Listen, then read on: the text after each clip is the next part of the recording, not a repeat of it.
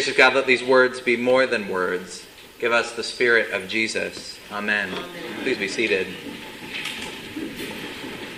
Our congregation is often reminded that preachers at Holy Communion, we don't get to pick our own texts from the Bible. We are preachers of the lectionary, a calendar of readings that takes us through much of the Bible through the course of 3 years. And the readings are assigned by an international interdenominational committee, and I often question their wisdom.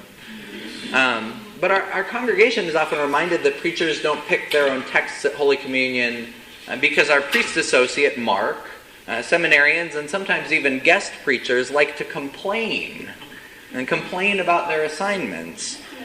Mike gives away all the hard ones, they say. You'll notice I have not mentioned Lori yet. So far, I can't remember Lori complaining about one of her assignments. Good on you. But for all the other preachers, let today's records show I don't duck the difficult texts. Not always. As a family with a new child in our home, whoever comes to me and does not hate father, spouse, and child, that was rough to read.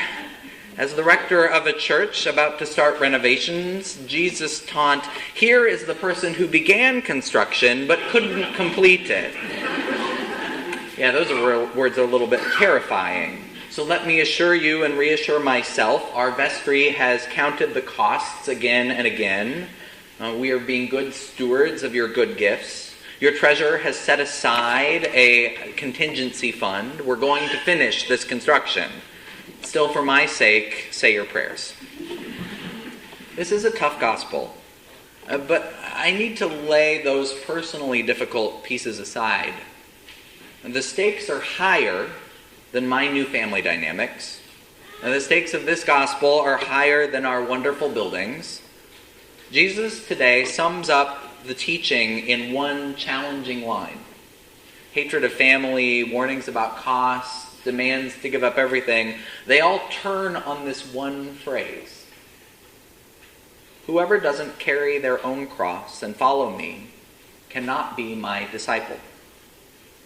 Difficult words.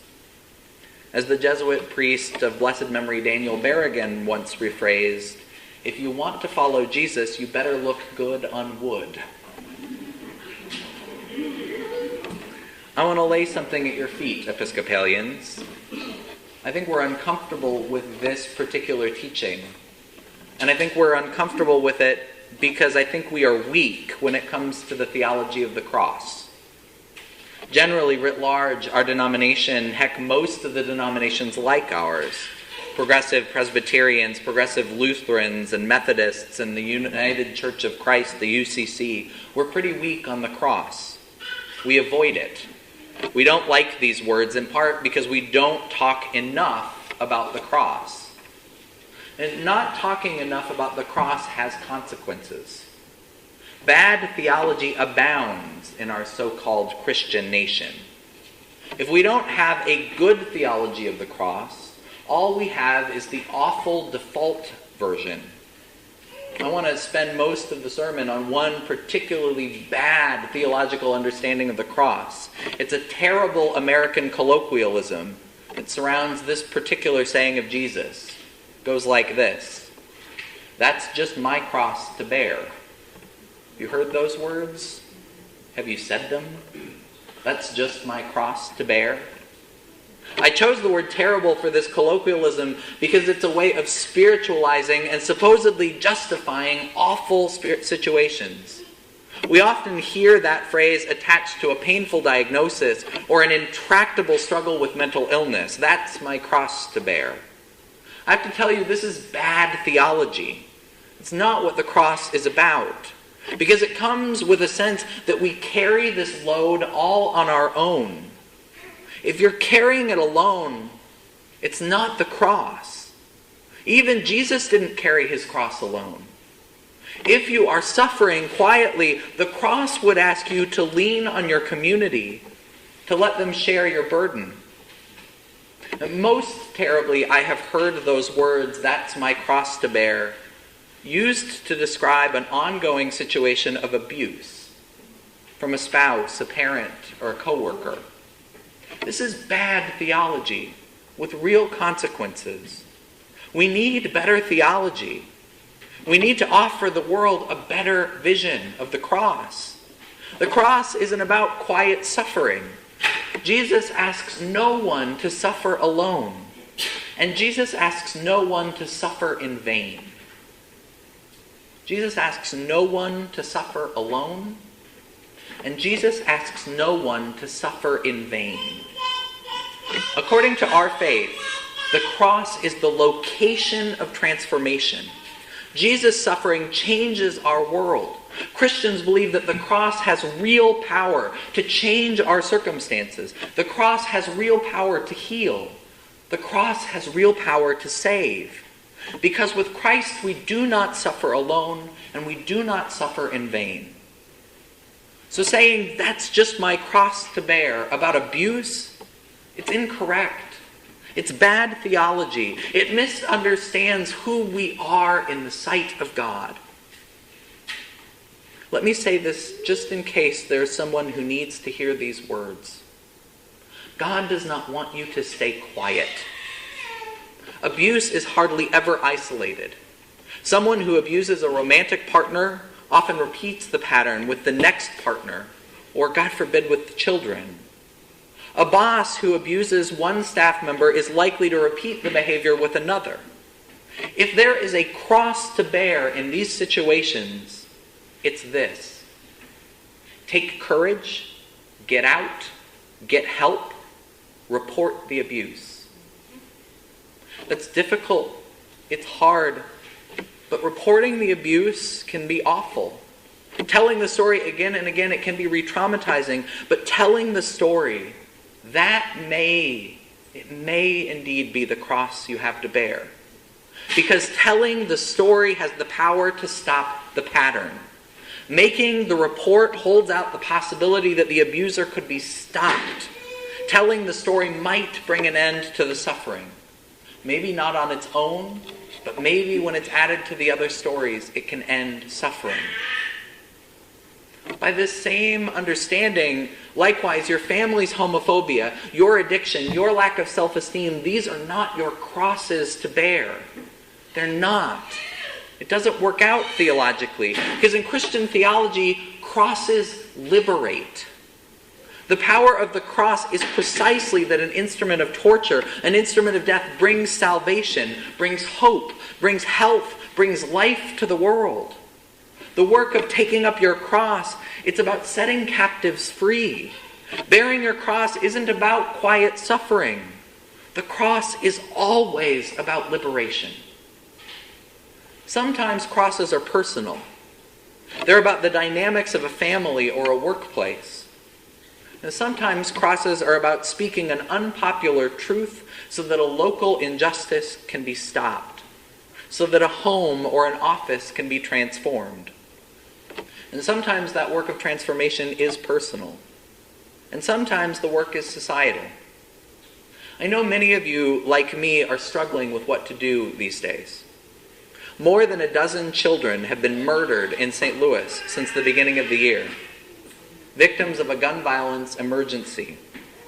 Our governor refuses to call a special session of the Missouri House and Senate to deal with gun violence, though he will hold a special session to address nuances in sales taxes for cars.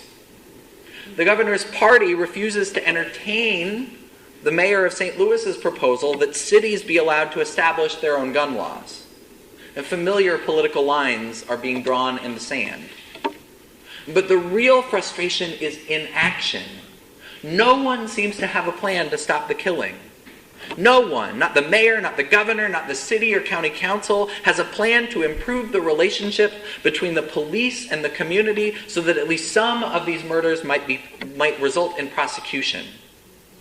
The mayor of St. Louis has resorted to asking her wealthy campaign donors to bribe city residents into talking with the police.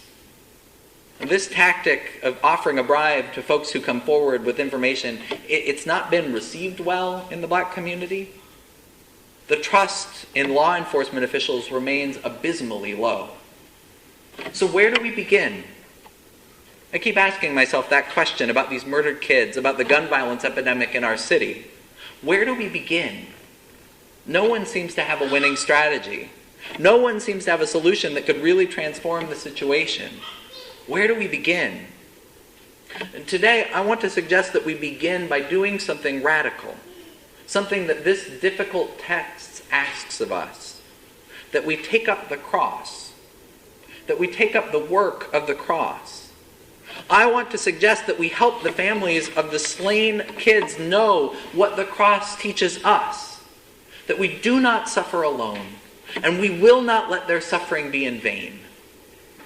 I want to propose that we take up this particular cross, that we continue to work, to build relationships, to advocate, to march, to call our representatives, that we say, do something, that we demand leadership until a change is made, until kids stop dying. Jesus does not abandon the suffering. This is true personally, and it's true on a societal level. Jesus makes the very location of God's salvation, God's defining action, to be a hill outside the city gate, among those the society calls criminals and outcasts. Jesus shows us a God who counts the suffering, who counts the poor, who counts those that society counts out. The cross is a sign of God's commitment to walk with those who suffer, to stand with those who are persecuted, to transform the suffering world. When Jesus says, take up your cross, he invites his followers to stand with those the world crucifies. The work of discipleship, then, is a decision. It's a decision to take up the cross, to go and to walk with the suffering, and to work until the suffering is transformed. The work of discipleship is the work of not forgetting, of not allowing the news cycle to move on. The work of discipleship means staying restless, giving up comfort, paying the cost to transform the most intractable injustices. Not easy stuff. The cross work is not easy work. And the next time this lesson comes up, I'll probably assign Lori. At least she doesn't complain about tough readings yet. This is a difficult teaching from Jesus. But sometimes our difficult world requires difficult teaching. Taking up your cross, it's not easy work. The work of the cross can be painfully slow. If I've learned one practical thing in all my years of ministry, it's this: God's timeline doesn't often conform to mine. But if I've learned anything good about the theology of the cross, it's this: with Christ, no one suffers alone, and no one suffers in vain. No one suffers alone, and no one suffers in vain. If you choose to take up your cross, you will be in strange company, but good company. If you choose to follow Christ, to take up your cross, you'll be standing with a wildly diverse band who believe the world can be reshaped by sacrificial love. Amen.